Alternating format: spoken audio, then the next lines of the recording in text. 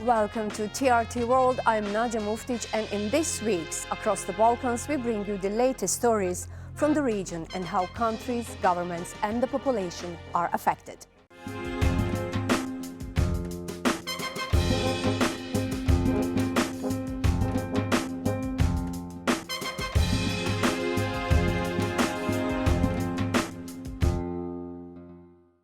Kosovo and Bulgaria are among the Balkan countries that have joined a new international initiative linked to Gaza, the Trump-led Board of the Peace, but in a region still struggling with unresolved war crimes and denial of genocide. Critics are asking uncomfortable questions about political credibility and selective solidarity. Tejda Imamović has this story. Kosovo and Bulgaria have joined a new international initiative linked to Gaza, the Board of Peace. Their governments say the move reflects a commitment to diplomacy and international responsibility. But in the Western Balkans, the symbolism goes deeper, touching on unresolved war memory, accountability, and how this region confronts its own past. US President Donald Trump formally launched the initiative in January, presenting it as a platform that could expand beyond Gaza to address other global conflicts. Congratulations, President Trump. The charter is now in full force, and the Board of Peace is now an official international organization. Once this board is completely formed, we can do pretty much whatever we want to do, and we'll do it in conjunction with the United Nations. You know, I've always said the United Nations has got tremendous potential, has not used it. But there's tremendous potential in the United Nations. Among the Balkan leaders who accepted the invitation is Kosovo's president, Vjosa Osmani. Kosovo, which emerged from war in the late 90s, has built much of its international identity around the language of justice, victimhood, and international law. Aligning with US-led peace initiative reinforces Prishtina's close ties with Washington and signals Kosovo's ambition to be seen as a responsible global actor, not only a post-conflict state on Europe's periphery. As a country that was born from the ashes of war, as a country that was entirely torn by war from Milosevic's genocidal forces, but also as a country that became free, independent, sovereign, and at peace because of US leadership and because of the US constant support, including because of President Trump's leadership today, we strongly believe in his vision, we strongly believe in his bold leadership for peace. Bulgaria has also joined the initiative.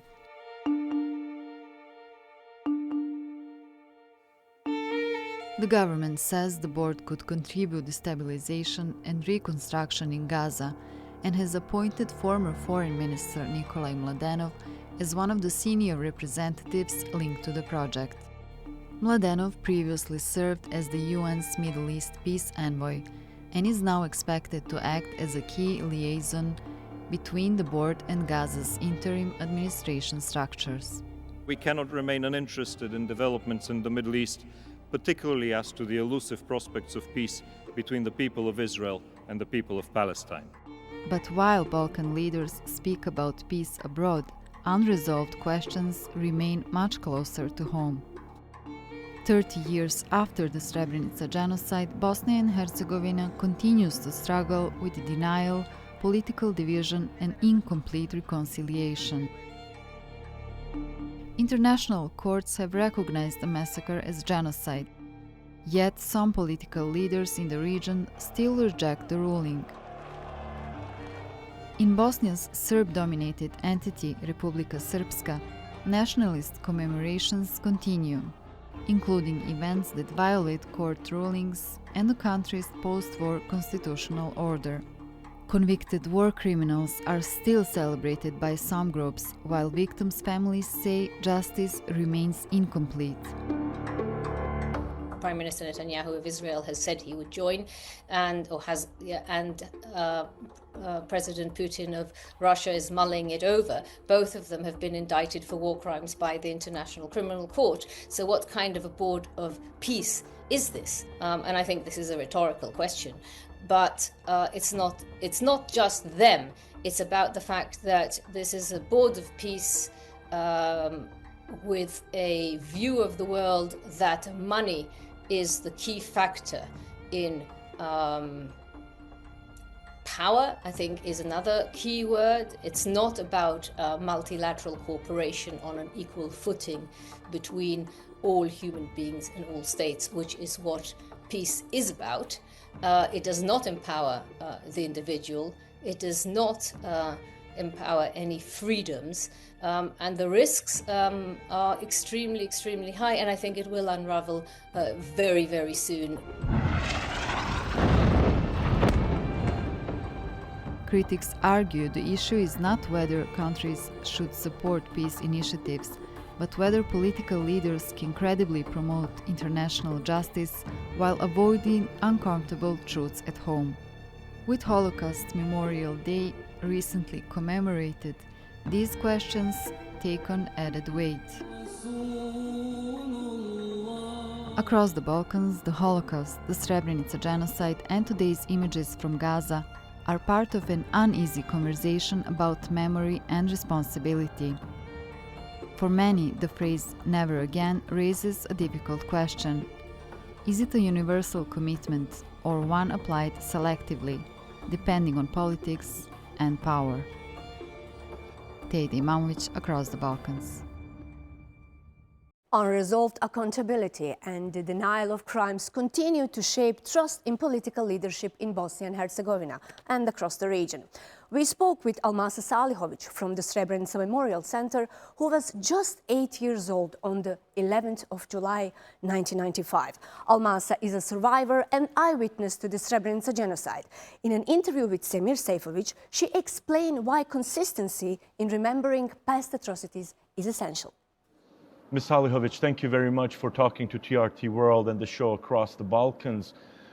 We've seen regional leaders most recently trying to position themselves as peacemakers in the global political arena when it comes to Gaza and Palestine, while in Bosnia and Herzegovina there's a continuous politics present of genocide denial and the glorification of war criminals.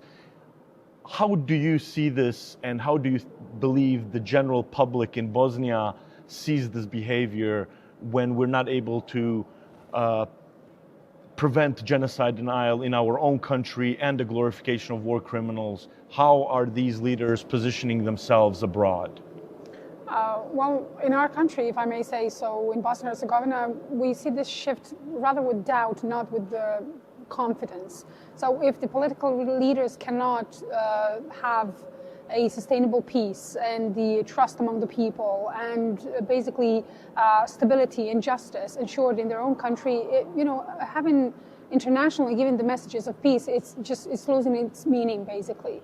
So how can leaders in their own country deny not just genocide, but other crimes in Bosnia and Herzegovina, and later on go and address basically the world that they are just peacemakers or just spreading the messages of the peace in the world, in the areas in the world where today we see genocide happening and the crimes happening. So it is kind of ironic when basically you have people who should first in their own country have a stability in their society, and then if they can go abroad and spread the messages of the peace.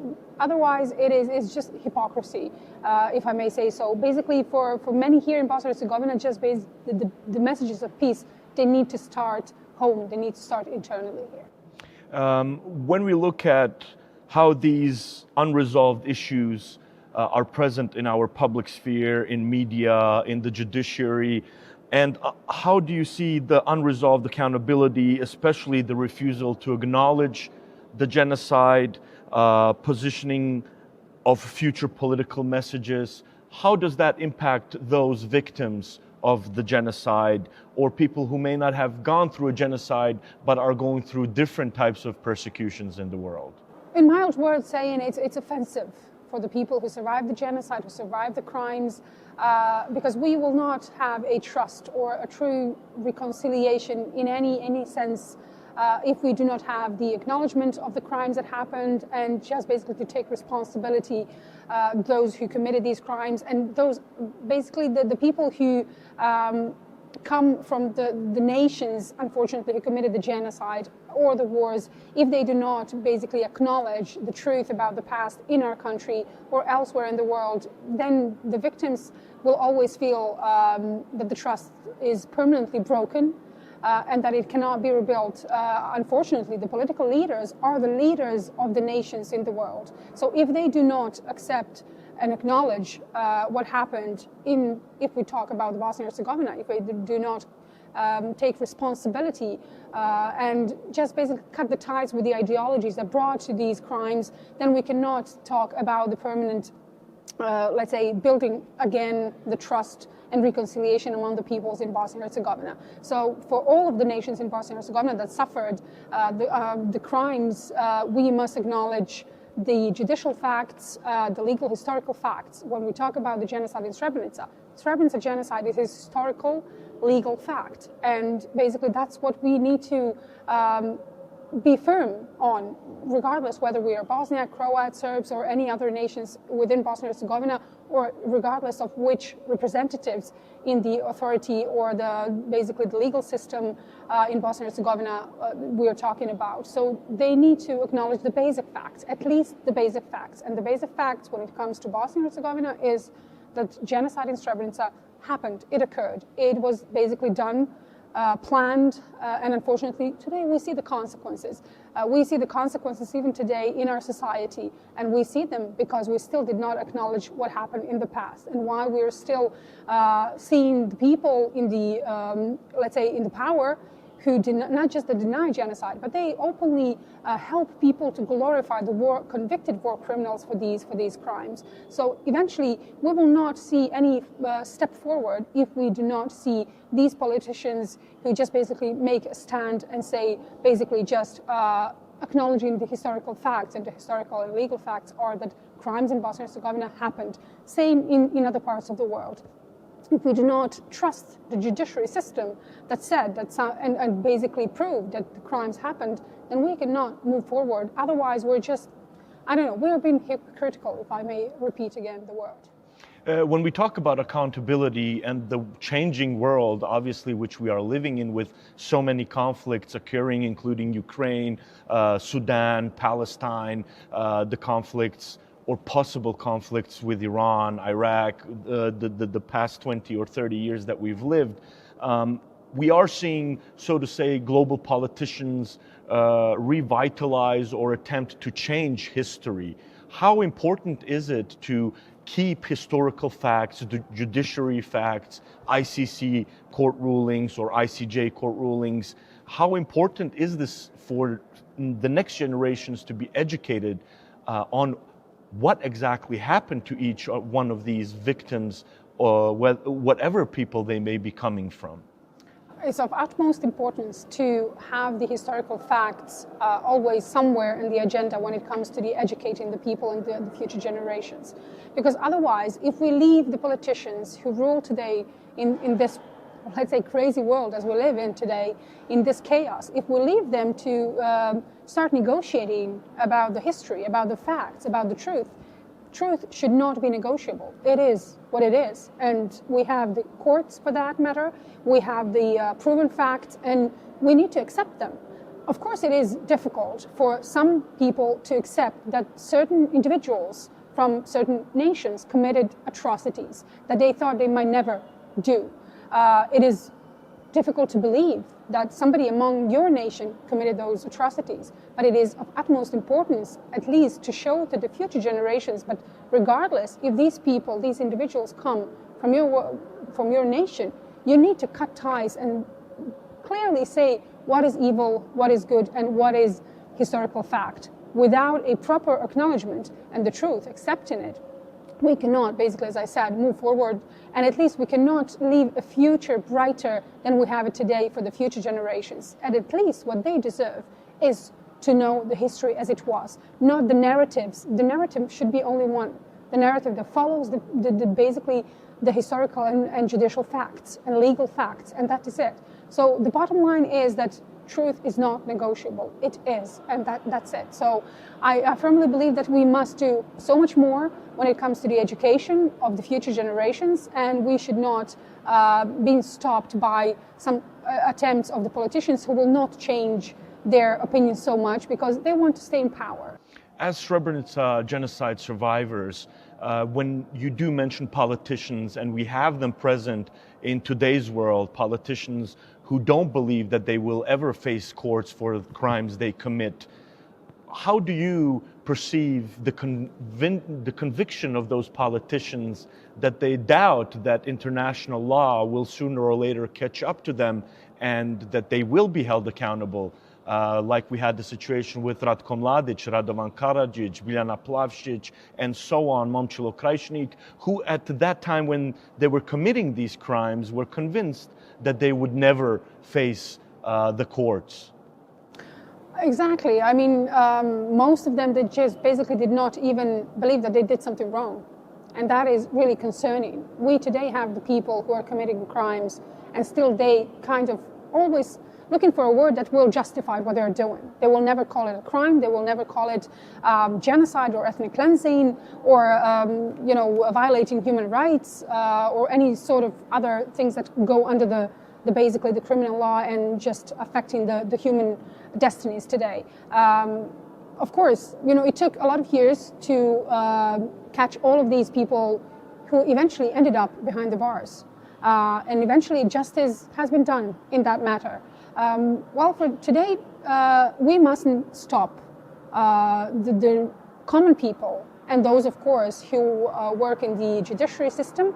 They should not stop looking for these people and to hold them accountable for what is happening today, even in the world, and what happened before. For certain amount of crimes, we still do not have people accountable for, and we must not stop looking for that justice. Basically, maybe justice is slow, but it will eventually come. The thing is that we must not stop talking about that, demanding for justice to be done. Otherwise, these criminals, they will basically walk on loose. They will go find some other country where, of course, they will be, just free men and not accountable for everything that they are doing today. So the bottom line is we must never stop to look for justice. So eventually, today, you have people who think that they are either not doing something wrong in their country, that they are not hurting anybody, and that they will never be accountable for. They will. Probably it will take time, and it hurts a lot to live in this time and see these crimes happening without having people to stop this and having people behind the bars who are responsible for them. But it will come eventually. I kind of always think that justice will come. It takes time. The thing is, the question is actually how many lives will it be taken away, and how many people, how many children will be killed before the justice is done. Thank you very much for your time and for speaking for Across the Balkans. Thank you very much.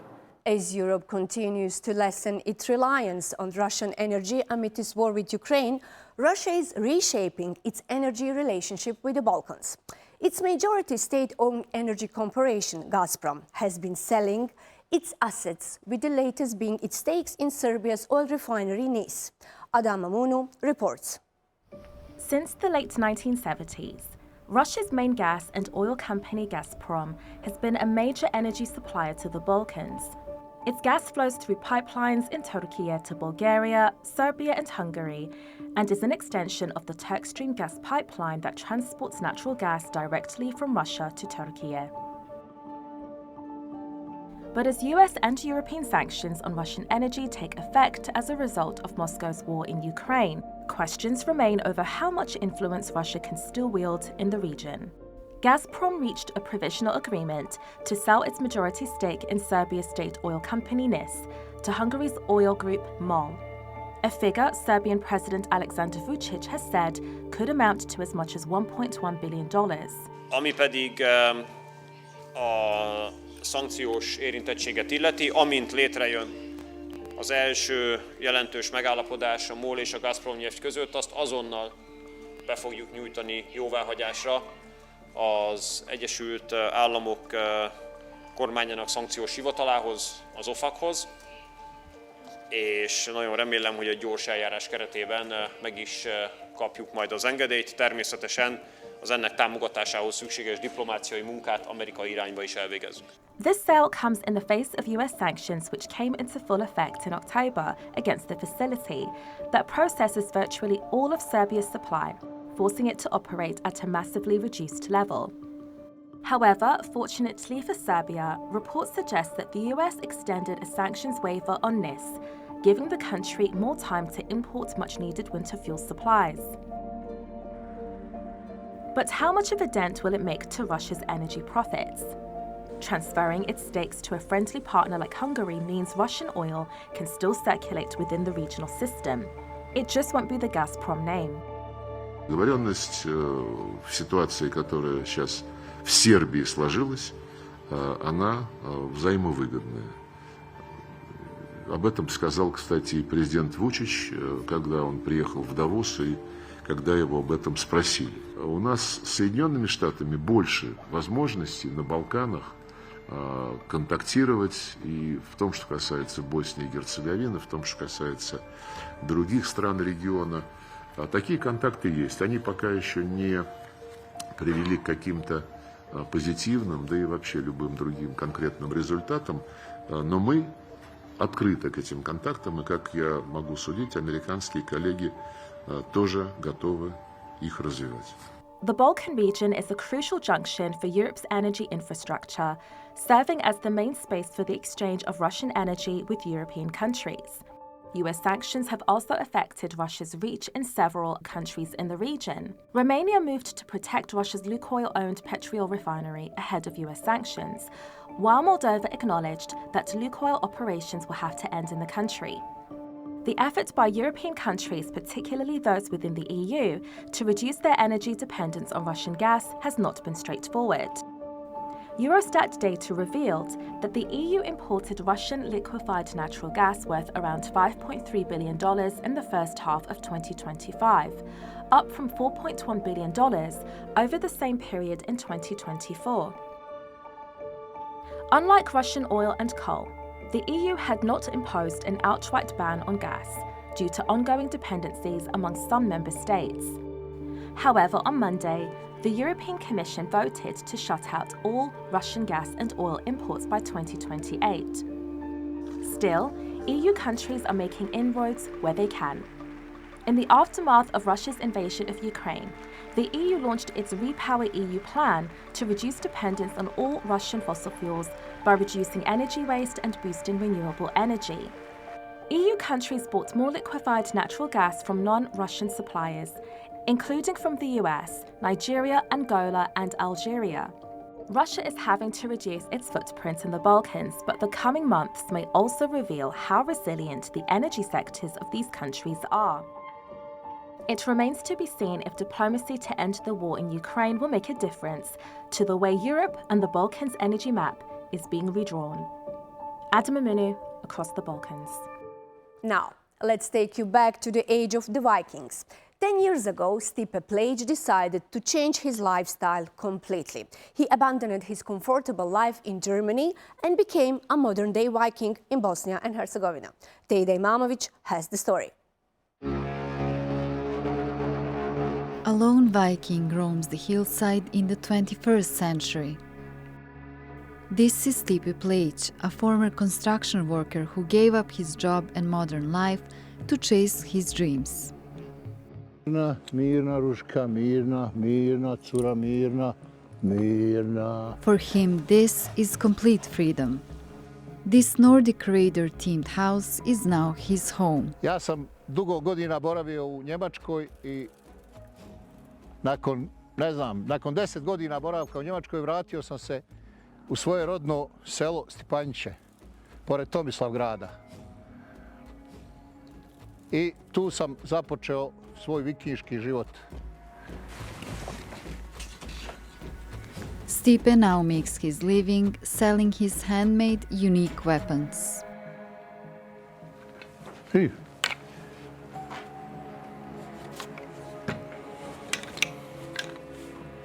He says freedom is expensive, but he wouldn't give it for anything. Znači ja sam se odrekao dobre zarade u Njemačkoj da bi tu ostvario svoj san, da bi dosegao neku slobodu.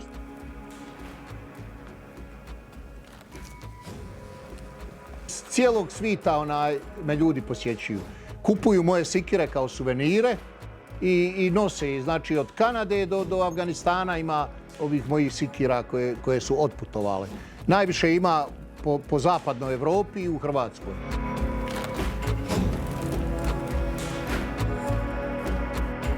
He says making access and souvenirs is relaxing for him. Znači nema iste, sve su unikati. Ovako vidite, ovaj isto divojarac. Stipe now plans to build a Viking village that would attract fans of Viking culture. Tejde Imamović, across the Balkans.